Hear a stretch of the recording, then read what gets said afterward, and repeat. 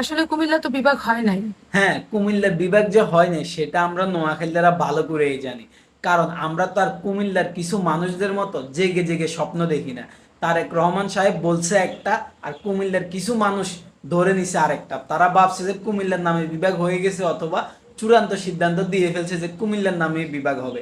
তাদেরকে ভুল বুঝাইতেছে তাদেরই আইডল টিপু পাগলায়। কারণ কথা হলো, কুমিল্লা বিভাগের দাবি যদি আমাদের প্রাণের দাবি হয়, তাহলে কুমিল্লা বিভাগ হবে। অর্থাৎ আমরা এখনো বিশ্বাসই করাতে পারি নাই যে এটা আমাদের প্রাণের দাবি। রকাফা বিশ্বাস করাবেনটা কেমনে কোন? তারেক রহমান আসছে, সে তারেক রহমানের প্রোগ্রামের মধ্যে টিপু ভাইয়ের স্লোগান দিতেছে, বিভাগ বিভাগ বিভাগ চাই, কুমিল্লার নামে বিভাগ চাই। সেই স্লোগান রিপিট করতেছে মাত্র 10 থেকে 12 জন অথবা 15 জন মানুষে সেই বিভাগের স্লোগানটা রিপিট করতেছে। সেই ভিডিও আমি তো দেখে অবাক, মানে আমি হতাশ হয়ে গেছি।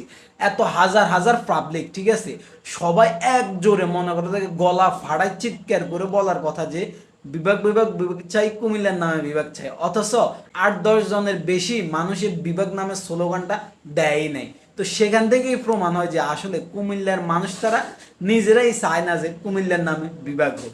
কথা তো এমন ছিল, নির্বাচিত সরকার ঘোষণা হলেই কুমিল্লা বিভাগ ঘোষণা হবে। বাবু রে, রক কি কনফিডেন্স! নির্বাচিত সরকার ঘোষণা হলেই কুমিল্লা বিভাগ ঘোষণা হয়ে যাব, এরকম নাকি কথা ছিল?